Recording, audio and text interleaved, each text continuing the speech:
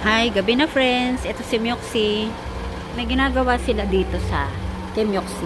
Tingnan natin. Pwedeng i-video. Ika-try namin na i-activate o gamitin yung Android Auto niya. Iko-connect sa cellphone na Android. So, itatry namin gamitin yung Android Auto niya. Kasi usually, kapag gagamit kami ng Waze, sa cellphone ang ginagamit namin. Mas maganda kung gamitin namin yung mismong monitor ni Myoxy. So, para magawa yon yung auto Android niya, kailangan i-connect sa Android na phone. Ang gamit namin ay Samsung A55.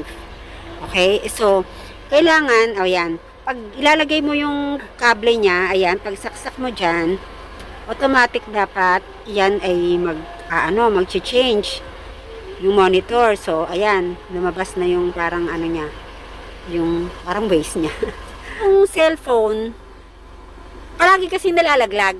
Palagi kasi siyang nalalaglag, friends, kapag nagda-drive na yung asawa ko. Ngayon, bakit hindi na lang natin gamitin yung feature ni MUX na meron naman siyang Android Auto, na ito na yung gagamitin natin sa Waze. So, para magamit natin yun, i-connect natin yung cellphone natin dito sa monitor niya. Itong may kable tayo.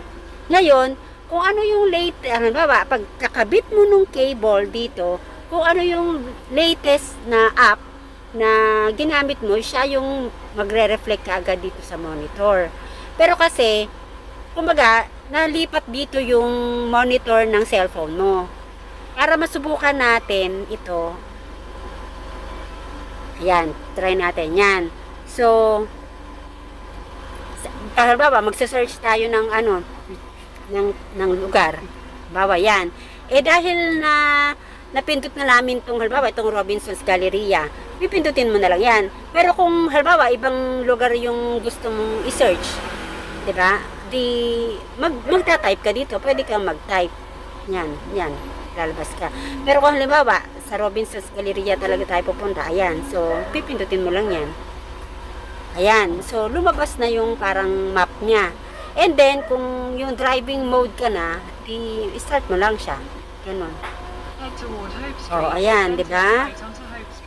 Oh, di ba? So, susundan mo na lang siya. Di ba kasi namumroblema kami, palagi na lang nalalaglag yung cellphone sa habang nagda-drive. O kaya, halimbawa, may biglang tatawag. O, di ba? Paano mo masasagot? Kung halimbawa, naka na siya dito. Unlike pag nandito, very comfortable siya. Andyan na lang siya. At saka, magagamit mo pa. Imagine, meron siyang extrang feature na ganito. O, yun ang magandang sa kanya. Isang magandang feature niya na i-maximize natin na gamitin. Ang ginamit nating apps dito ay Google Maps. Pero kasi di ba yung iba naman mas comfortable silang gamitin ang Waze. So, pwede naman yon. So, ito naman. So, pindutin na ulit natin yan. Yan. Ay! Okay, sorry. Yan. So, lumabas na. Ito kasi yung ginamit natin na una. So, kapag gusto mo naman namang Waze, ito naman. Ito kasi yung mga apps to na built-in dun sa sa cellphone mo, na nag-reflect lang siya dito. Ganun.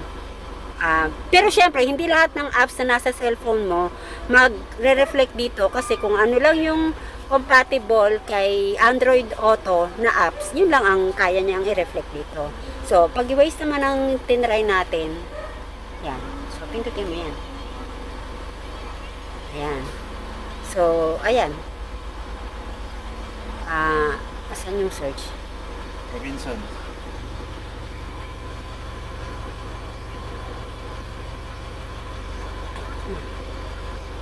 Ayan.